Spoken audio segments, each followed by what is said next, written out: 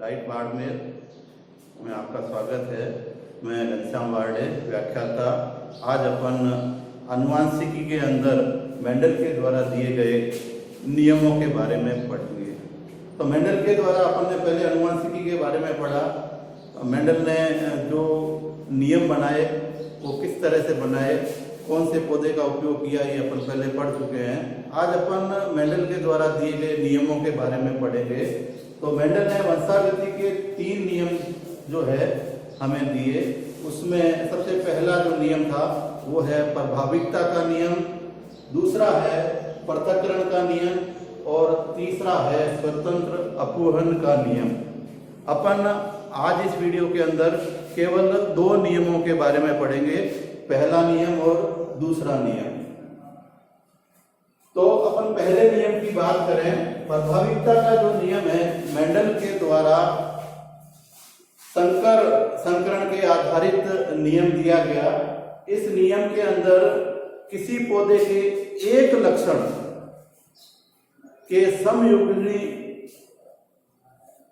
पादप का जब संकरण कराया जाता है तो जो लक्षण प्रथम पीढ़ी के अंदर उभर कर आता है वह प्रभावी कहलाता है, और जो लक्षण प्रथम पीढ़ी के अंदर अभिव्यक्त नहीं होता, दिखाई नहीं देता, वह अप्रभावी कहलाता है। तो इस आधार पर मेंडल ने प्रभाविकता का नियम दिया। इसे अपन एक उदाहरण के द्वारा समझेंगे कि मटर का जो पौधा है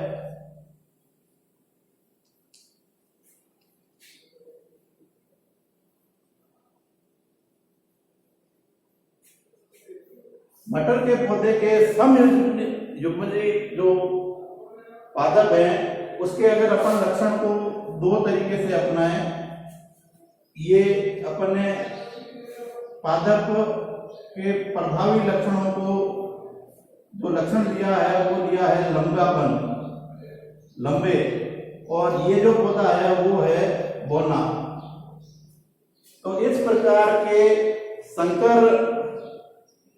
संक्रमण के अंदर जब अपन इन 2 पादपों को, ये समयुग्मी पादप है, दोनों में युग्मक समान है, आप देख रहे हैं इसमें 2 कैपिटल टी है, दोनों युग्मक समान है, इसे समयुग्मी कहा जाता है। और ये एक लक्षण है समयुग्मी जो स्मॉल टी के द्वारा बताया गया है, ये है लक्षण बोनेपन का। तो अपन यदि इन दोनों पादपों के मध्य संकरण कराया जाता है तो आने वाला जो पीढ़ी है उसमें जो पादप बनेंगे उसके जो लक्षण उभर के आएंगे वो प्रभावी लक्षण ही उभर कर आएंगे। अपन इसको एक सारणी के द्वारा अपन देखें तो अपन इसको देखेंगे कि इस प्रकार से जो है ये पौधे के लक्षण उभर के आएंगे। जैसे ये लक्षण का युग्मक अपन ने अलग किया और इस दूसरे पौधे के लक्षण का युग्मक अपन ने अलग किया, तो अपन ने देखा इनके द्वारा बनने वाले जो पौधे हैं वो आप देख रहे हैं कि ये जो पौधे F1 पीढ़ी के अंदर आए हैं, पहली पीढ़ी में आए हैं, वो सभी पौधे आप देख रहे हैं कि सभी पौधे एक जैसे हैं। इसके अंदर जो युग्मक है इस युग्मक को विषम युग्मजी कहा जाएगा, विषम युग्मजी। और इसके अंदर ये कैपिटल टी जो है यह प्रभावी लक्षण उभर कर आता है और ये सभी पौधे लंबे होंगे, इसमें ये गुण प्रकट नहीं होगा। तो इसी को मेंडल के द्वारा प्रथम नियम के अंदर बताया गया है कि सभी पौधे हमें लंबे प्राप्त होंगे और ये लक्षण प्रभावी होने के कारण इस नियम को प्रभाविकता का नियम कहा जाता है। तो F1 पीढ़ी के अंदर जो है सभी पौधे जो है लंबे प्राप्त होंगे। तो ये पहले नियम को इस उदाहरण के द्वारा मेंडल ने जो है हमें दर्शाया कि वही गुण अभिव्यक्त होते हैं जो प्रभावी प्रभावी होते हैं। तो इसमें ये लंबेपन का जो गुण है वो प्रभावी है और सभी पौधों के अंदर ये दिखाई देता है। दूसरा जो गुण है बौनेपन का, वो इस पीढ़ी के अंदर वह दिखाई नहीं देगा। तो इसके आधार पर मेंडल ने प्रभाविकता का नियम जो है, अनुवांशिकता का पहला नियम, प्रभाविकता का नियम जो है बताया। इसके बाद में अपन दूसरे नियम की अगर व्याख्या करते हैं तो दूसरा नियम भी उन्होंने संकरण के आधार पर ही प्रतिपादित किया। उन्होंने बताया कि पौधे के विषम युग्मजी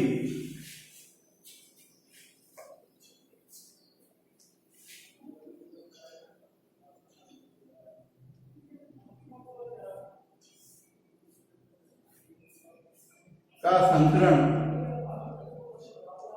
जब F1 पीढ़ी के बाद करवाया जाता है तो विषम युग्मजी के युग्मक अलग होकर अपने लक्षणों को प्रदर्शित करते हैं। इस नियम को पृथक्करण का नियम कहते हैं। जैसे अपन ने देखा कि प्रथम संकरण के अंदर अपन ने देखा था कि ये विषम युग्मजी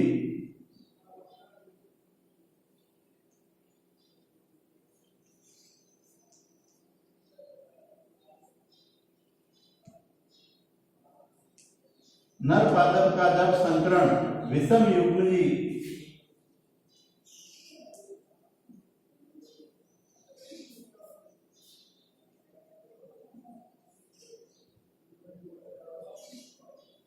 मादा पादप के साथ करवाया जाता है तो दूसरी पीढ़ी में प्राप्त पादपों के अंदर अपने अपने गुणों को वह प्रदर्शित करते हैं। इसे युग्मकों की शुद्धता का नियम भी कहा जाता है। जब इस प्रकार के पादप आपस में संकरण करवाया जाता है तो आप देखेंगे कि इसके द्वारा बनने वाले पादप की स्थिति क्या होगी। तो अपन देख रहे हैं कि इस पादप के ये दोनों युग्मक अपने अलग किए और इस पादप के अपने दोनों युग्मक अलग किए और जब संकरण कराया तो आप देखते हैं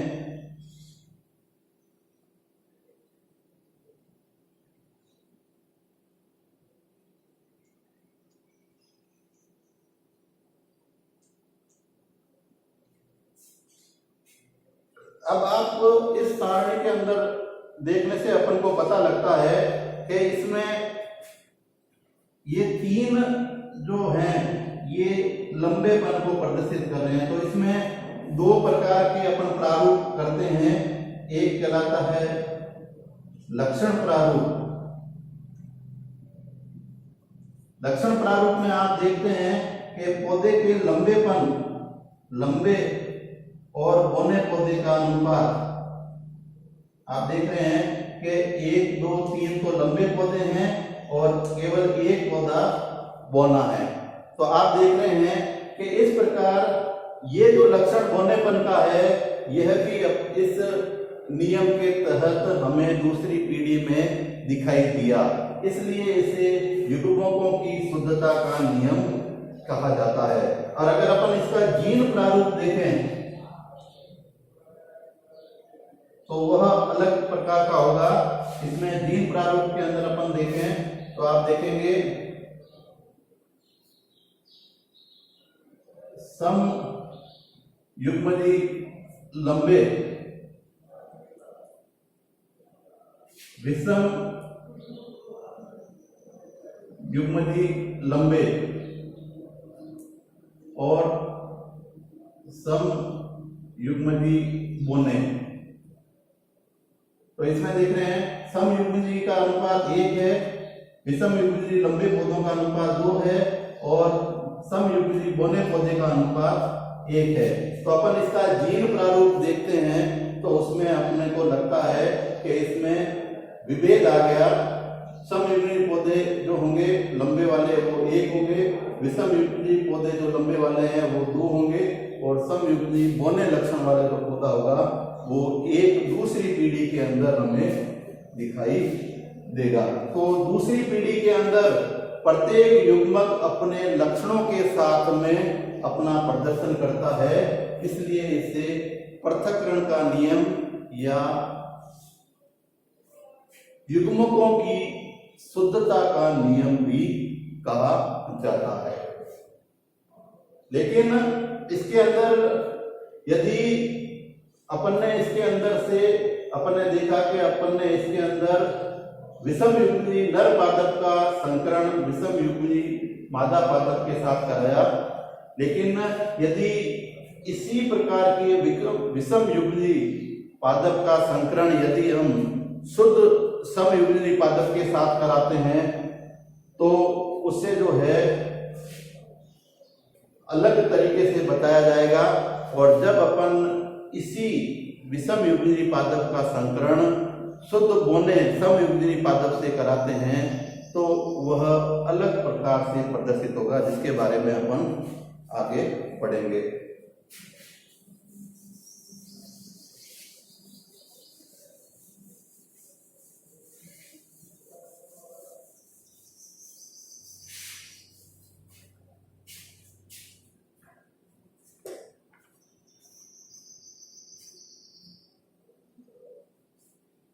तो इसका जो नाम है वो है संकर पूर्वज संकरण। इसमें 2 प्रकार के संकरण आते हैं। एक आता है बाह्य संकरण, जिसे टेस्ट क्रॉस कहा जाता है,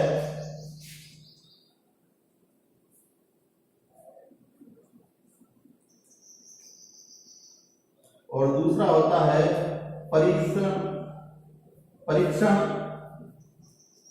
संकरण। दोनों के अंदर थोड़ा सा अंतर है। बाह्य संकरण के अंदर F1 पीढ़ी में जो प्राप्त विषमयुग्मी है उसका संकरण जो है समयुग्मी प्रभावी पादप के साथ कराया जाता है, जबकि परीक्षण संकरण के अंदर विषमयुग्मी पादप का संकरण अप्रभावी लक्षण वाले समयुग्मी पादप के साथ करवाया जाता है। अपन ने अभी इसके अंदर केवल एक ही लक्षण के बारे में पढ़ रहे हैं, वो है लंबापन और बोनापन। लंबापन प्रभावी है और बोनापन जो है वो अप्रभावी लक्षण है। तो जब अपन बाह्य संकरण के अंदर विषमयुग्मी पादप का संकरण समयुग्मी पादप के साथ कराया जाता है प्रभावी के साथ, तो उसे बाह्य संकरण कहा जाता है।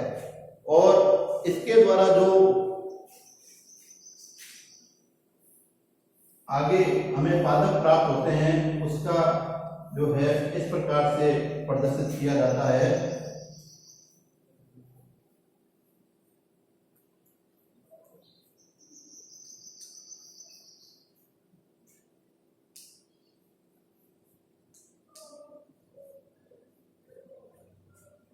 तो आप देख रहे हैं कि इसके अंदर अगर इसका लक्षण प्रारूप देखें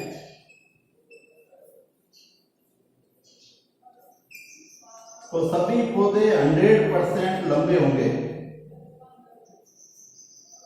लेकिन यदि हम इसका जीन प्रारूप देखें तो आप देख रहे हैं कि इसमें आधे पौधे तो समयुग्मी हैं और आधे पौधे विषमयुग्मी हैं। तो इसमें 50-50% हो गया, 50% समयुग्मी लंबे और 50% विषमयुग्मी लंबे।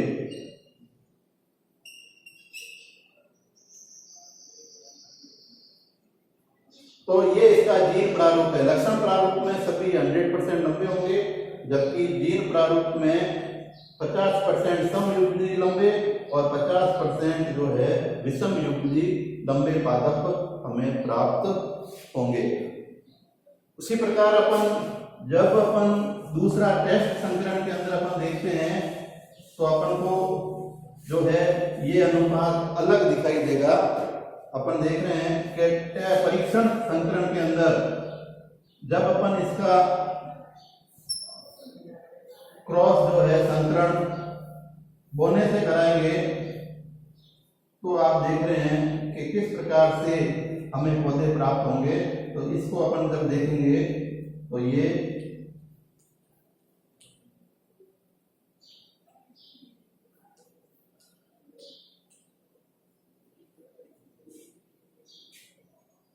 अब आप इसमें देख रहे हैं कि इसमें अगर अपन इसका लक्षण प्रारूप देखें तो अपन देखेंगे कि 50% लंबे और 50% जो है बोने पौधे हमें प्राप्त होते हैं। इनका रेशियो 1:1 होता है। तो आप देख रहे हैं कि 2 पौधे तो लंबे प्राप्त हो रहे हैं और 2 पौधे जो है बोने प्राप्त हो रहे हैं। तो लंबे और बोने पौधों का जो अनुपात है वो 1:1 होता है। लेकिन अगर अपन हीन प्रारूप देखें तो आप देखते हैं इसमें विषम युग्मजी लंबे पौधे और समयुग्मजी